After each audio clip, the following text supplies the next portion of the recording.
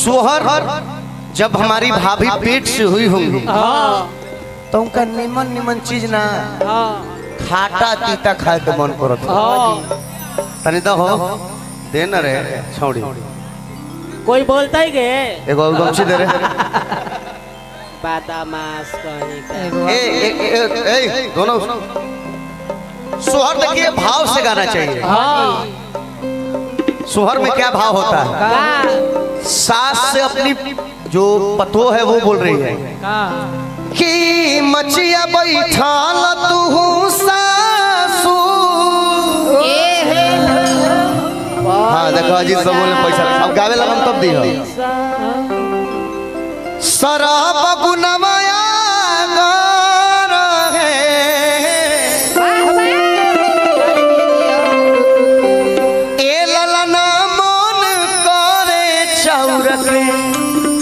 चबेनी खाए के जमल जमल दही खाए के इतना बचन सासु सुनेली त सुनहु न पावेली हो ए ललना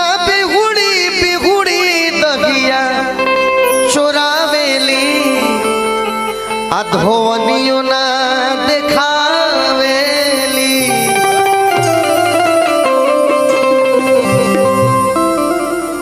लेकिन जब लड़का पेट में रहेला सा तो मेहरारू मरद के कुशल तू लोग करे आई ना तो हम ही चुप अरे अरे अब दे रे चुप रहा। देखो भाव देखो और गाना देखो। लड़का बहुत छोटा है छोटा है ज्यादा हमारा भी 2 महीना के बाद तारा का दिक्कत बहुत है। अरे भाई है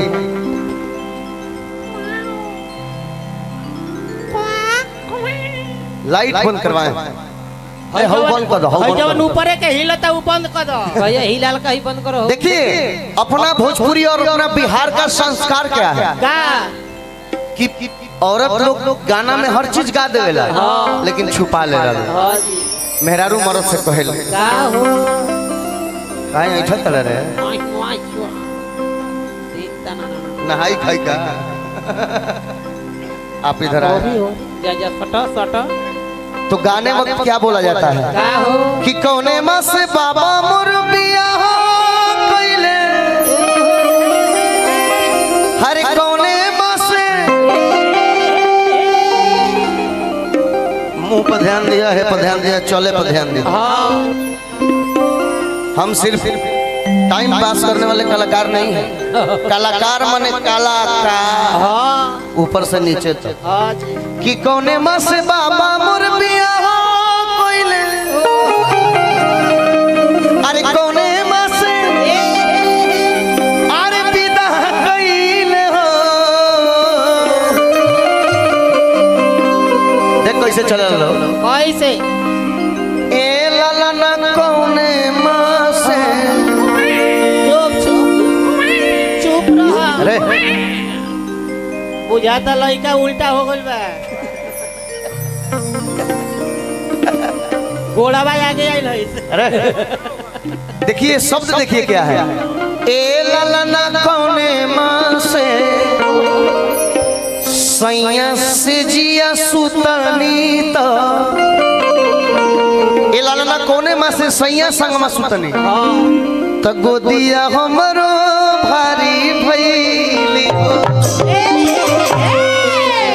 इस लाइन में हर चीज लोग बोल दिए ए ललना कौने माँ से सैया संग में सुतनी तो गोदिया हमरो भारी भइली। लेकिन ये संस्कार है कि गंदा नहीं लग रहा है ये अपने बिहार का तब हमारे जैसा कलाकार गाता है क्या कि चंदा माया रे अरे बना दिया हर किनारे हो चंदा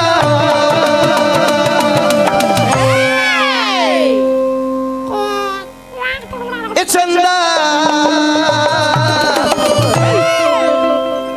इस गाने में मेहनत नहीं है, हाँ, इस गाने में सिर्फ लचक है। हाँ जी, आप लोग लचक दिखाएंगे हाँ, कृपया। तुम तो बहुत देखो, कलाकार का मतलब पता है क्या?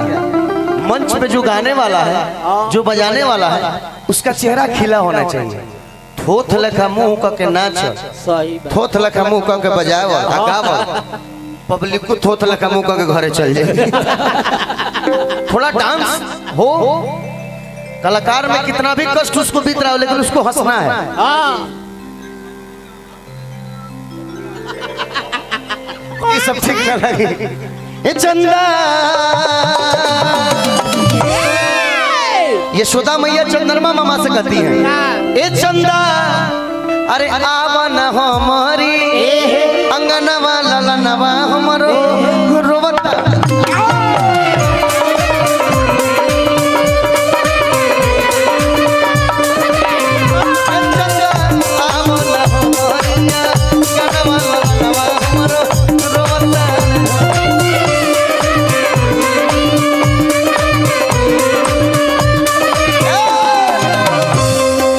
जान ले बतून बजा के खा।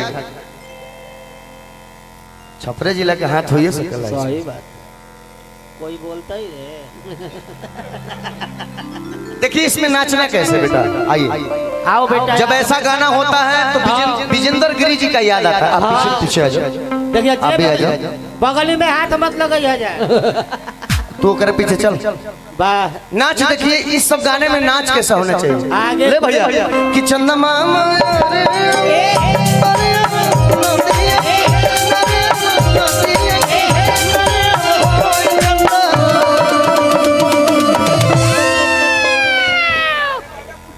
का भइल रे। आई हो दादा।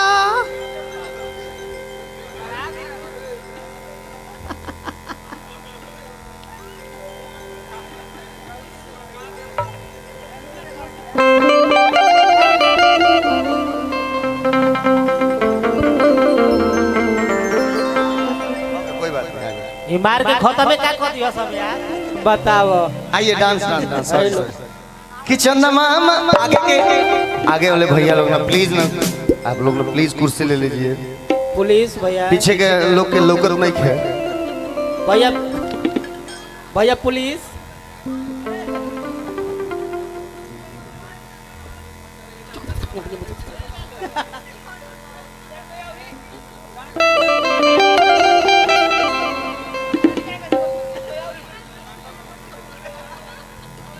फिर थाना में पुलिस हो जाए, सुन लो।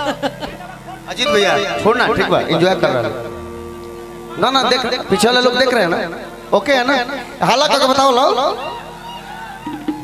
हाँ सब लोग देख रहा है ना, दिखता है ऐसा तो झगड़ा करवा दे तूने यार। उन्हें पर देख रहा है, इन्हें नहीं देख रहा है। चलो अजीत भाई तेरी मजा ले दे। मारो कि चंदा मामा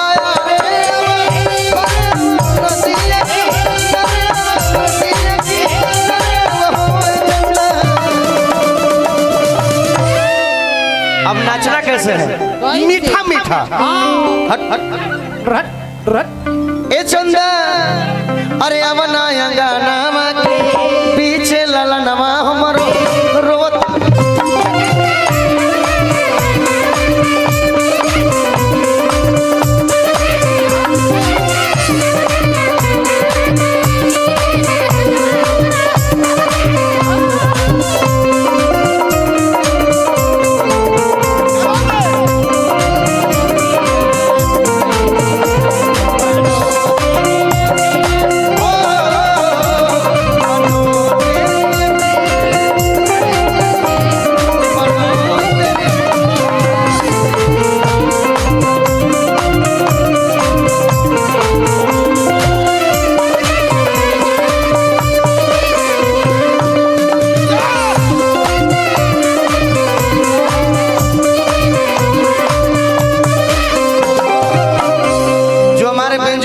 बिंजू बजाए, धुन जो बजाए कि बनो तेरी अखियां है करोड़े।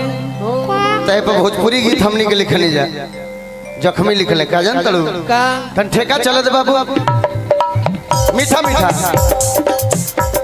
जो बनावाए गोरी दे दो उधारी जो बनाए गोरी, दे दो उधारी जो बनाए गोरी, दे दो।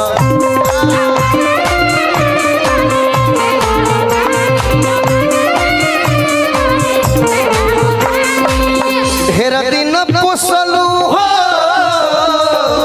ढेर दिन पोसलू, अब हम भी संभारी जो बनाए गोरी। क्या हुआ? की भलवा तब का तारा देने बुनी पड़त है ना, झीसी नहीं के आवत बैटरिया चार्ज रही तब नु। हां ए अजीत भाई देख नहीं कांगूरी नहीं के चलते हनियो पर कुछ बरसा दे भाई, भाई हमें लोग भैया एनियो झीसी पड़े दो। देखा झीसी परे लगल कि जो अरे परे लगल